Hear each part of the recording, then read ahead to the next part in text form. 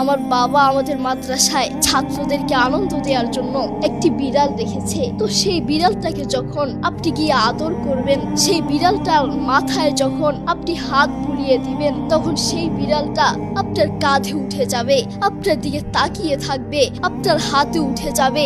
আমিও মাঝে মধ্যে গিয়ে সেই বিড়ালটাকে আদর করি, তখন দেখি সেই বিড়ালটা আবার কাঁধে উঠে যায়, আমার দিকে তাকিয়ে থাকে। আমি ভাবতে থাকি, একটা বিড়াল তার মালিক চিনে, একটা কুকুর তার মালিক চিনে, আর তুমি মানুষ হয়ে এখনো চিনতে পারো নাই তোমার রবকে। কে তোমাকে খাওয়ান, কে তোমাকে রিজিক দিয়েছেন, কে তোমাকে চোখে দেখার মতো শক্তি দিয়েছেন, কে তোমাকে হাঁটার জন্য পা দিয়েছেন। আমরা এখনো সেই আল্লাহকে চিনতে পারি নাই। তুমি পশুর চেয়েও খারাপ, তুমি শকুরের চেয়েও খারাপ, তুমি মানুষ হতে পারো না, ঠিক না?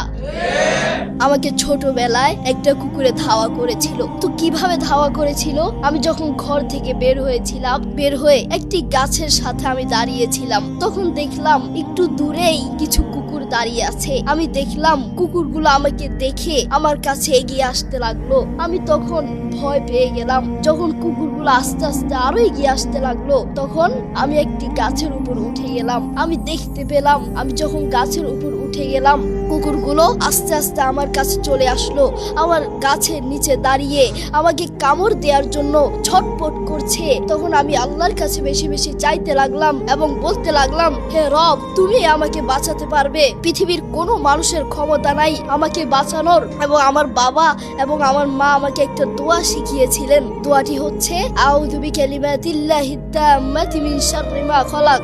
আমার বাবা এবং আমার মা বলেছেন, এই দোয়াটি যখন তুমি সকাল এবং সন্ধ্যায় পড়বা, তোমাকে কোনো হিংস্র পাখি, হিংস্র প্রাণী আক্রমণ করতে পারবে না। তখন আমার সেই কথা মনে উঠে গেল। আমি এই দোয়াটি পড়তে লাগলাম, এই দোয়াটি 3 বার পড়তে লাগলাম।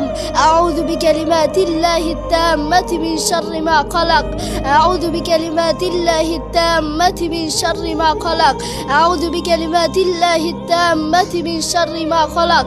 এই দোয়াটি 3 বার পড়ার সাথে সাথে আল্লাহর কসম করে বলছি, কুকুরগুলো আমার কাছ থেকে দূরে চলে গেল। সুবহানাল্লাহ।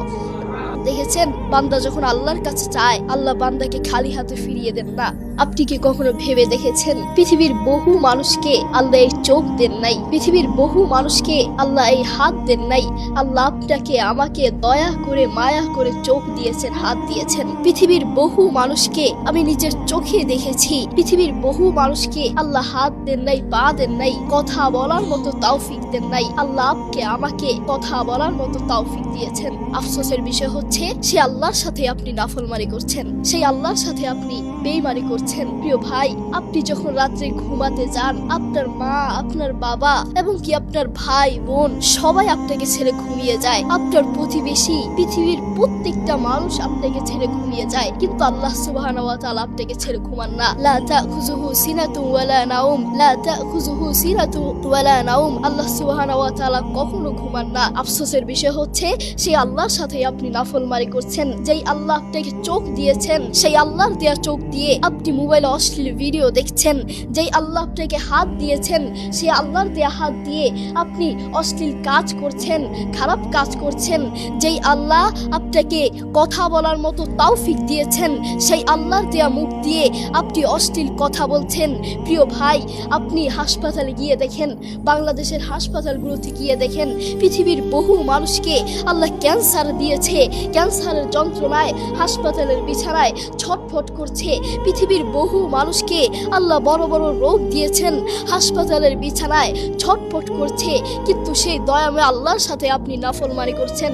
আল্লাহ আপনাকে আমাকে দয়া করে মায়া করে সুস্থ রেখেছেন, বাঁচিয়ে রেখেছেন, সেই আল্লাহর সাথে আপনি নাফরমানি করছেন।